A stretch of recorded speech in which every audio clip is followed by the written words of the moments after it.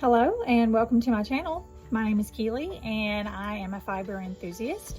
I am going to take you along on my journey to show you how I got started in the processing of wool and just show you how faith and farm and family and fun all are intertwined. So step into my office.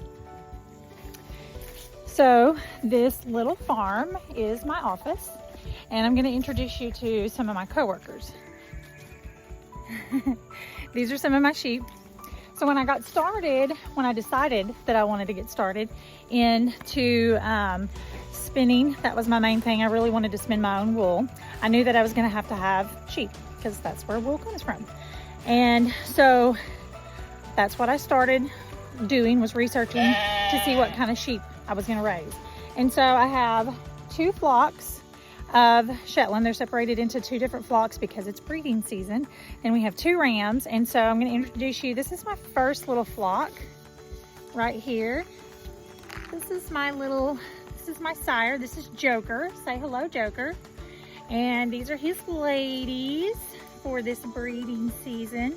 I have two groups of 9 Shetlands.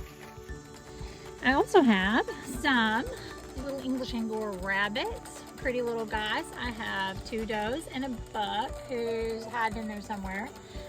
This gal here in the front, she is needing some grooming today. But they also produce a wonderful fiber that is so soft, but that's a totally different video. This is what breakfast time looks like.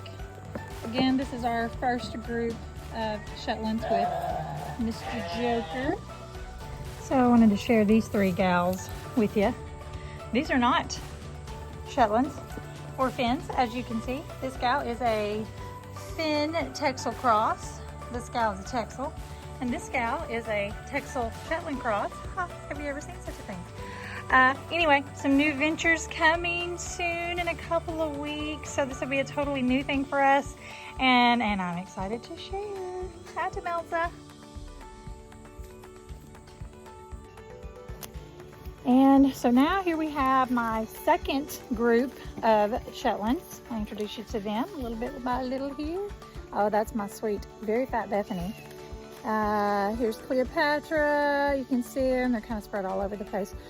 And anyway, like I said, we have 2 groups of 9 Shetlands. So I have 2 rams, Joker and Tristan. Don't know where Tristan is. He's back there with his girls. But I was just going to show you. So this is how we have the Shetlands. I have my barn, and then I have this fence, this high tensile electric fence, which is keeping them separated quite nicely. They really respect that. So there's one group, can you see them? And then the other group is over here on this side. Oh, there's Sweet Mackenzie too. I also have a lot of different, I don't say a lot of different, but I have different fleece types in my Shetlands. I have some fine fleece Shetlands, and then I have some that have the double coated, the longer fleeces, more coarse, just not as fine. But there is a purpose for every type of fleece. And as a fiber enthusiast, or if you're a fiber enthusiast, you're going to be able to appreciate that. And at some point we'll make a video and I'll show you all the different things I do, because I do rugs and I do some knitting and I do some weaving.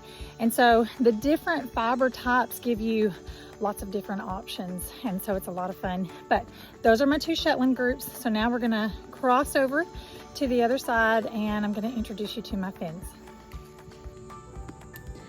So here I have my small little Finn flock, and I hate to even show you them because look at the fleece covered in hay. We've been in the middle of a drought. The grass is pretty brown, as you can see. We did get some rain today, thank the Lord, but I have been having to put out some hay. And so, of course, their fleeces, it just breaks my heart when I see fleeces covered in hay. But this is my very small little Finn group, and we'll walk over the way. So I wanted to share with you just this quick little thing here. This is my shelter logic shelter. Can you see inside there? It is the perfect small shelter if you have a few little sheep for like this little flock here. And I put it together myself, and it's fairly easy, and it was very inexpensive.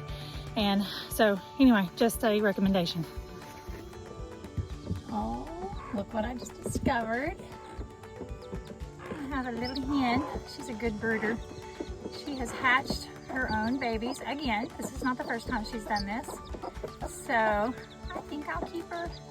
And actually, I don't think I discovered these babies. My granddaughter Lady Beth discovered them yesterday, but this is the first time I'm laying eyes on them. Oh, sweet. Okay, and so now here I am with my last group of Finns.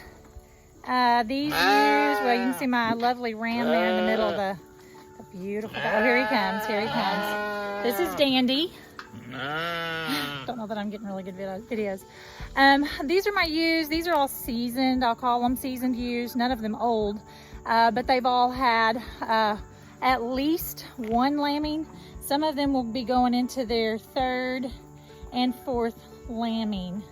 So I don't know if you can tell any difference between Finns and Shetlands. There's a lot of similarities, but there are some pretty distinct differences, which will totally be for another video, because they do have differences in their fleeces, little bit of differences in their personalities, body types, all that good stuff. But that's a lot of technical business, and like I said, it'll be good for another video. Sorry, that sun, there we go. So anyway, those are my girls, and so that's all I have on my sheep today, I think. Let me show you my boys in the background that think they have to make every step I make, except for the Basset. The Basset's not mine. The Basset is my son and his family's little dog. That's Crawl, and then we have a German Shepherd. He's my perimeter guard. He does not stay in with the sheep. He guards the outside. And then the English Shepherd leading the pack there, running away. That's Finn, and he doesn't do much right now. So, but anyway, I have a job in mind for him, so we'll see how that works out. Thanks for joining me today. I'm not as out of breath now that I'm not walking around trying to do my chores and video sheep for you. That was my introduction to the farm, introduction to the sheep and kind of what I do. I will be making some more videos as I move forward, showing you the processing and the different things that I do with my wool and my sheep. I do want to make a disclaimer and make sure that everyone knows I am not an expert. I am not an expert. If I give you any advice, a lot of it is advice that I have. Some of it is by trial and error, and I have made a lot of errors, done things that I decided that I would not ever do again.